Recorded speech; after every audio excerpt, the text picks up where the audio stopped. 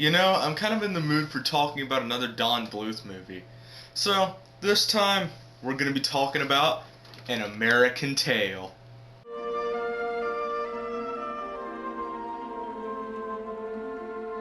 Released in 1986, this animated musical was met with moderate admiration, but holy hell did it make money, making over $100 million at the box office, with the movie only costing $9 million to make. I think it's also important to point out that Steven Spielberg was involved with this movie, which really helped promote it. But now on to the review. Is An American Tail an animated classic after all? And how good of a movie is it for children? First, let's talk about the animation. Unlike The Secret of NIMH, which I talked about previously on the show, An American Tail is far less dark, and yet still has a bit of a strange atmosphere, with many scenes still feeling kind of moody, particularly the sewer, the boat, and the magic shop. The animation, as you might have guessed, is incredible, with many small details and subtleties that you don't even get in the best Disney animated films. One of my favorite scenes in the movie is the sea storm sequence, where the waves are represented by a monster. Very cool. The character designs in this film are a lot more cartoony as well, making the movie feel more fantastical in tone, which I think is great for young children. It somewhat removes the characters from the scumminess of reality, and makes all of the characters, even the antagonists, like Morin T, more approachable. Now, let's talk plot. A Russian family of Jewish mice, the Moskowitzes, are attacked by Cossack cats during Hanukkah, forcing them to flee from Shotska, Russia, to Hamburg, Germany.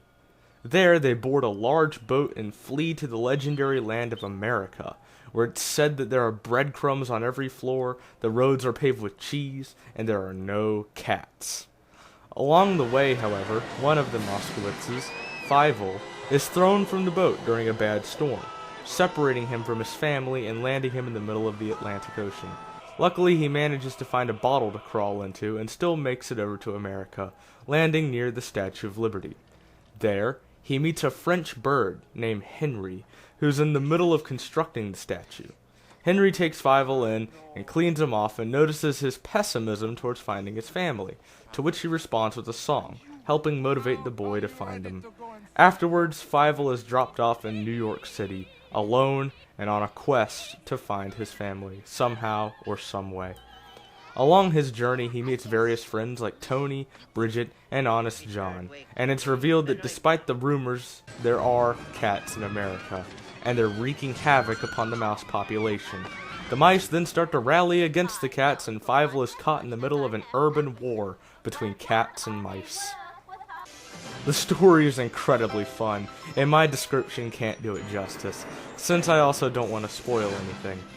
The interesting thing about the story is that there's little to no real violence. In fact, the only violence I can really think of throughout the movie is near the end, which I won't say too much about, again, since I don't want to spoil anything. This immediately makes the movie very approachable for children and anyone, and is one of the main reasons the movie is so much fun to watch and rewatch. Now let's finish off by talking about the audio of the film.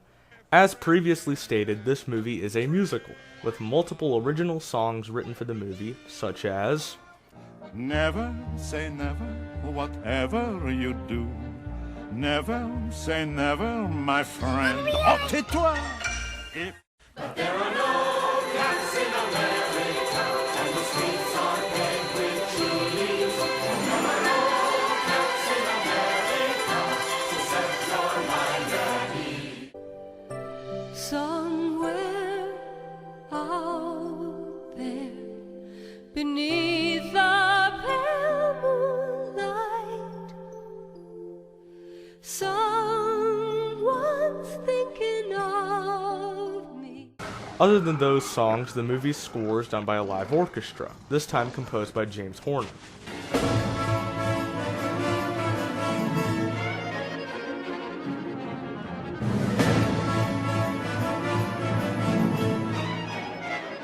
And this is my overall favorite song in the track, not only due to the sound, but also due to the reference to the new Colossus.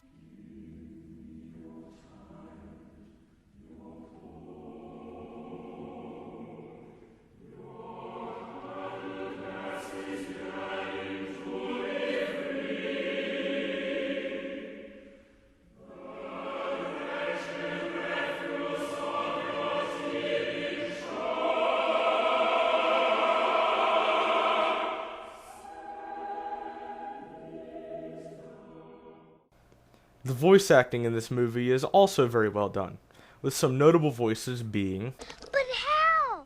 It's so far away and it's so big. I'll never find them anyway. Oh, poor lad. So young. Never had a chance to vote. Well, he'll vote from now on.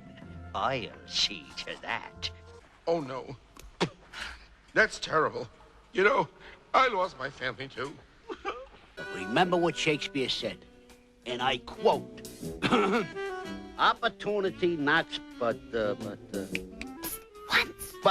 once. The only time I'd say the voice acting, more specifically the singing, is kind of bad is during the Somewhere Out There musical performance in the middle of the movie. I can excuse this though, since the ones singing the movie are obviously very young children. Other than that, there aren't any voices that are really off-putting, even with Finnegan's performance as the antagonist, while still fitting his character very well, not being in any way threatening or off-putting, at least in my opinion.